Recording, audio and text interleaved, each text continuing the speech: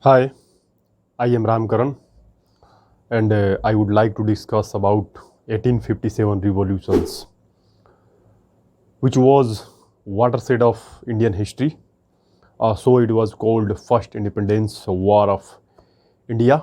What's the causes? How it began? What's its consequences? All about 1857. We would know in this video. My wish uh, you would watch this episode start to end. Definitely you would able to having a holistic knowledge of 1857. So first of all, we try to know what is 1857 revolution.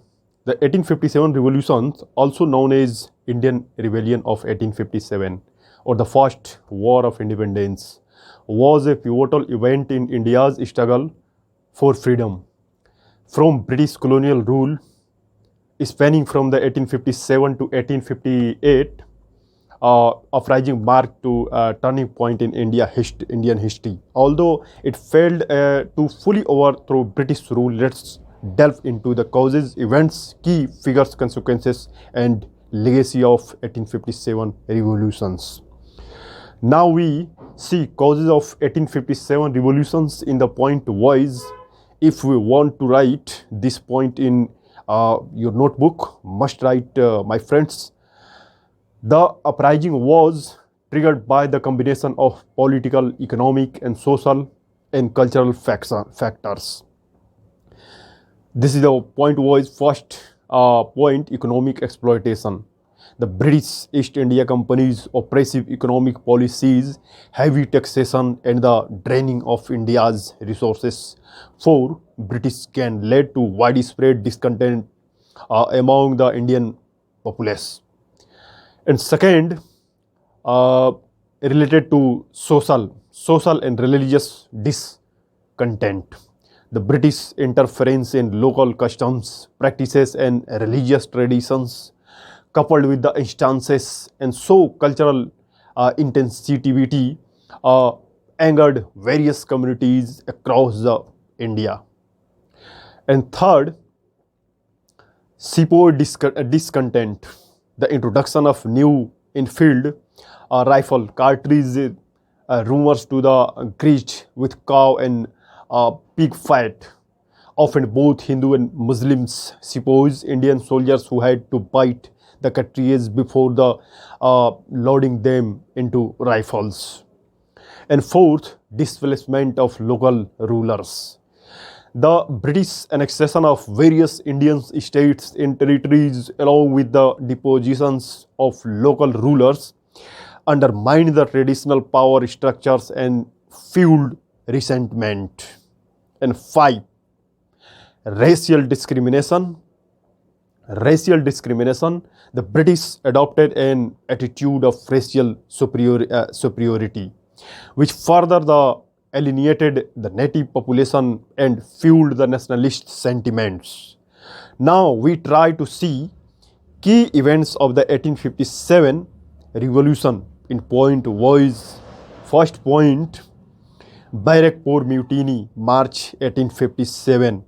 The revolt began when Indian sepoys at Barakpur refused to use the new cartridge. Mangal Pandey, a sepoy, became a symbol of resistance as he openly rebelled against British officers. And second, spread of rebellion. May-June 1857, the uprising spreads to various parts of India with the significant revolts in Delhi, Kanpur, Lucknow, Jhansi, and Awadh. Indian rulers, soldiers, peasants, and civilians united against the British rule. Siege of Delhi, May-September 1857.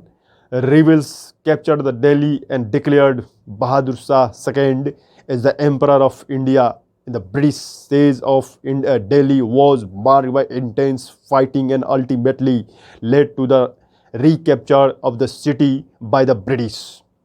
And fourth, siege of Lucknow and Kanpur, June July 1857. The cities witnessed a fierce battle on the British forces attempted to suppress the rebellion. The resilience of Indian fighters like Rani Lakshmibai of Jhansi and Tatya Tope inspired the masses. In 5-point executions of leaders. After the recapture of Delhi, Bahadur Shah II was captured, tried, and exiled. Many rebel leaders were captured and executed, contributing to the decline of rebellion. Now, we came to the consequences and legacy of 1857 revolution. First of all, brutal suppression. The British brutally suppressed the uprising using the indiscriminate violence against the rebels and civilians alike. This brutality intensified the feelings of animosity towards the British rule. And second point, end of East India Company.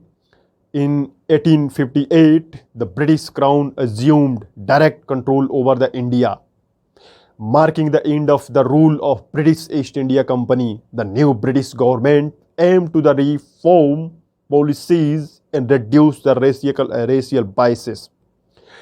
The third point, social and cultural impact. The uprising highlighted the importance of unity among the various Indian communities against a common oppressor. It also contributed to the growth of Indian nationalism and demand for the self-governance. And fourth point is the important legal and administrative changes.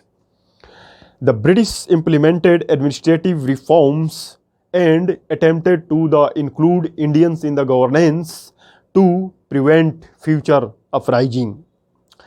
The Indian Council Act of 1861 increased the number of Indians in the administrative roles. 5-point awakening related to awakening of nationalism.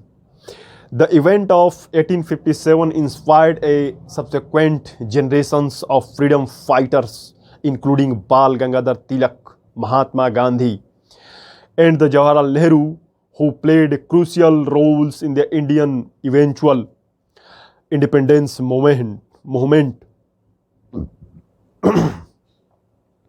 And 6-point historiographical impact. The interpretations of the 1857 events has evolved over the time. While the British initially labeled it as a mutiny, Indian historians later recognized it as a nationalist struggle and a precursor to India's fight for freedom. While the immediate impact of rebellion may have been suppressed, its legacy was profound. The events of 1857 exposed the exploitative natures of British colonialism and the deeply ingrained the desire for the self-rule among the Indians. It sows the seeds of nationalism and provided inspiration for the subsequent generations of freedom fighters. The struggle for the independence gained momentum over the years, leading to the formation of the Indian National Congress in 1885 and eventually culminated in the India's independence in 1947. The Indian Rebellion of 1857, also known as the Indian Mutiny or Sepoy Mutiny, was a pivotal event in Indian history that marked in the significant turning point in the struggle against British colonial rule. Numerous books have been written about this event, offering insights into its causes, key figures, consequences, and impact on the India's struggle for independence. Here is the list of books that delves into the 1857 uprising. Important books on the 1857, the first Indian War of Independence, that was 1857 to 59 by Karl Marx, that was written 1858. Causes of Indian revolts, by Syed Ahmad Khan in 1873. The Indian War of Independence by V.D. Savarkar in 1909. The Sepoy Mutiny and the Rebellion of 1857 by R.C. Majumdar in 1957. Civil Rebellion in the Indian Mutinies by S.B. Chaudhary in 1957. And another book, Rebellion, 1857, a symptom, Sepoism, P.C. Joshi in 1957. 1857, S.N. Sen in 1957 in written. The Last Mughal Fall of Dynasty Delhi, 1857, by the William Dalrymple. This meticulously increased book focused on the last Mughal emperor Bahadur Shah II and his involvement in the uprising as well as the broader socio-political context of the rebellion. And second point, the Siege of Delhi. Second book, another book, the Siege of Delhi Mutiny, Memories of an Old Officers by Sri Ernest Munro, the first-hand account by the British officers who witnessed by the events of Siege of Delhi during the uprising, providing a unique perspective from the colonial side. And another, the Indian Mutiny by Julian Spilsbury. This book offers a comprehensive overview of rebellion, tracing its origins, causes, professions, and aftermath, while highlighting key players and battles. And fourth point, the Great Rebellions by the H.S. Sardesai, a detailed account that explored a mutiny's causes and consequences, providing insights into the experience of various communities during this period. And fifth book, that means another book, 1857, the real story of Great Uprising by the Vishnu Bhatt Godse, Varsavkar. This book presents an alternative perspective on the uprising through the eyes of a contemporary poet who documented the events. And another, Sepoy Mutiny and the Revolt of 1857 by A.S. Banner. An academic analysis of the uprising that examine the causes, course and the significance of the events in the broader context of Indian history. Revel's wife sends designing selves and nations in colonial times by the Sumathi Ramaswamy. This book explored how gender and colonialism intersected during the 1857 rebellion, shedding light on the roles and experiences of women in the uprising. And another, East India Company of the world's most powerful corporation by Tirthankar Roy. While not solely focused on the 1857, this book provides insight into the role of the East India Company in shaping colonial policies, events leading up to the rebellion. And another book is most important, The Uprising of 1857, the collection of rare documented, edited by Rudranshu Mukherjee. This collected of documents, letters, reports, and offers primary sources materials that provides a glimpse into a mindset of individuals involved in the rebellions. And last, and another book, The Origin of Indian Revolt of 1857 by the Eric Stoken, an academic work that delves into the social, economic, and political factors contributing to the uprising. These books offer a range of perspective on the Indian rebellion of 1857, providing readers with a deeper understanding of the complex historical, social, and political dynamics that shaped this significant event in the India's struggle for the independence. At the end part of this video episode, we find as a conclusion, 1857 revolution was a significant turning point in India's history, marking the beginning of organized resistance against the British colonial rule.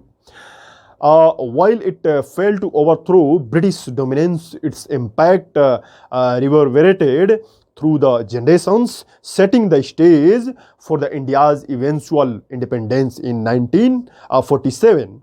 The uprising spirit of unity, defiance, and sacrifice remains a cornerstone of India's national identity.